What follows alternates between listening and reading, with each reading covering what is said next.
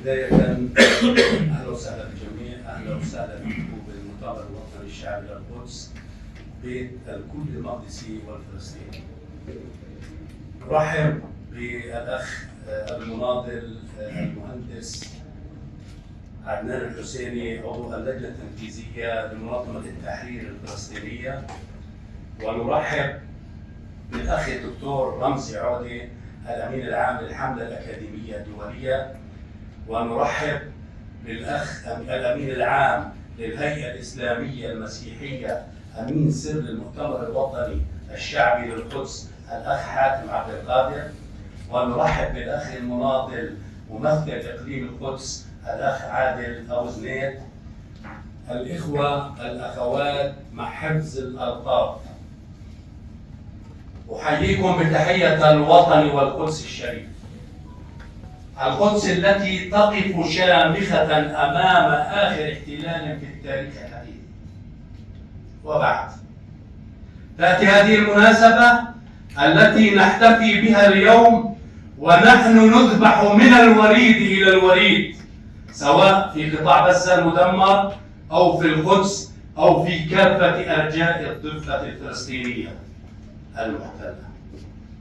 ورغم رفض العالم الحر لما يتعرض له شعبنا من مجازر منوعة على أيدي الغاصبين، إلا أن دولة الاحتلال تضرب بعرض الحائط كل المتطلبات والمناشدات الصارخة لرفع السيف عن رقاب أطفالنا ونسائنا وشيوخنا. كما مرت فعاليات يوم التضامن مع شعبنا الفلسطيني بكل استخفاف وعدم مبالاة من قبل دولة الاحتلال التي تستبيح المسجد الأقصى المبارك يوميا، فيما استولت على مقر وكالة الغوث الدولية في الشيخ جراح خلال الأيام الماضية ورفعت علم الدولة المحتلة. ونحن نرى أن ذلك مرده عدم وجود إرادة صادقة لدى المجتمع الدولي لمحاسبة إسرائيل على جرائمها التي يندى لها جبين الإنسانية، وعدم اتخاذ خطوات فعلية إلى رفع الظلم الواقع على شعبنا منذ العام 1917 وإلى يومنا هذا. الأخوات الإخوة الكرام، لا أريد أن أطيل عليكم في هذه العجالة، بقدر ما أود التأكيد على أهمية هذه المناسبة العظيمة في قرع جدران الخزان وإعلاء صوت العالم الحر بأن الشعب الفلسطيني جدير أن يكون حرا وعزيزا وكريما ويعيش في كنف دولة مستقلة وعاصمتها القدس. إن الاحتلال ليس قدرا نسلم به، بل هو السرطان المستشري في جسد الشعب الفلسطيني منذ 77 عام، وما زال يتوغل في دمنا وأرضنا ويستبيح كل مخدراتنا بهدف تحقيق المشروع الصهيوني الإجرامي في المنطقة بأسرها عبر بوابة فلسطين.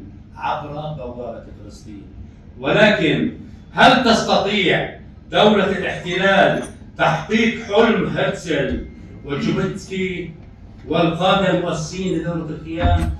الإجابة قطعا سيفشلون،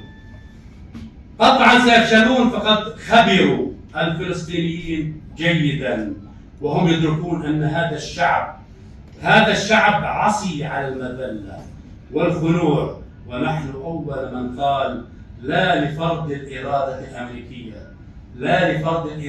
الأمريكية علينا، وسنقولها بلا تردد، لأننا أصحاب الأرض وأصحاب الحق الذي لا يقبل المساومة أو التراجع، بل لدينا كل أسباب القوة، قوة الإرادة والحق والثوابت التاريخية التي لن نتنازل عنها مهما كلف ذلك من ثمن. وها هي غزة دفعت ثمن ما يزيد عن نصف مليون شهيد وجريح ومفقود، وأصبحت الأرض يبابا، وبات الناس مشردون في العراء بأيدي من يدعون أنهم عانوا النازية، وأعمالهم بيسووا قد النازية 20 مرة وأهوالها، فما هم يمارسونها ضدنا وبشكل أبشع وأشد عنفا. فأي عدالة دولية تلك التي ترضى بهذه المأساة الإنسانية الكبرى؟ وأي عدالة تلك هي التي ترضى بأكبر جريمة إنسانية ترتكب بحق شعب أعزل في القرن 21؟ أيها الأخوات، أيها الإخوة، إننا في المؤتمر الوطني الشعبي للقدس نؤكد على ما يلي. أولاً، نطالب باستمرار حالة التعاطف والتضامن الشعبي العالمي في كافة أرجاء المعمورة مع شعبنا الفلسطيني الذبيح، حتى لا يكون وحيداً في مواجهة العاصفة التي تريد ابتلاعه بالجذور.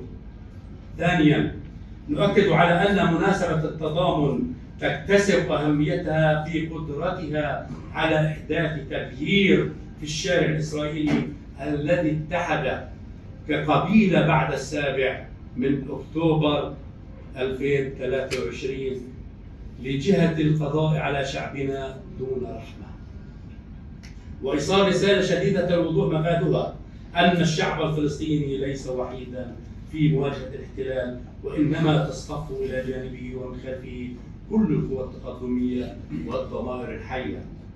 ثالثا، نؤكد على وقوفنا ودعمنا لجهود السيد الرئيس محمود عباس أبو مازن في تصديه لمخططات إسرائيل بإعادة احتلال الضفة الغربية ولمشروع التهجير لأبناء شعبنا ليعود مشردين مرة أخرى في بلاد الشتات والمنافي وفي بقاع الأرض.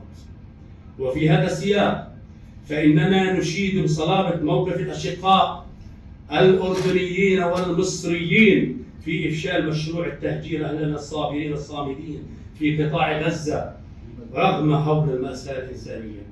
رابعاً، نؤكد على تمسكنا بالثوابت الوطنية غير القابلة للمساومة أو التراجع عنها، فهي حقوق تاريخية مكفولة بالمعاهدات والمواثيق الدولية والقانون والشرعية الدولية.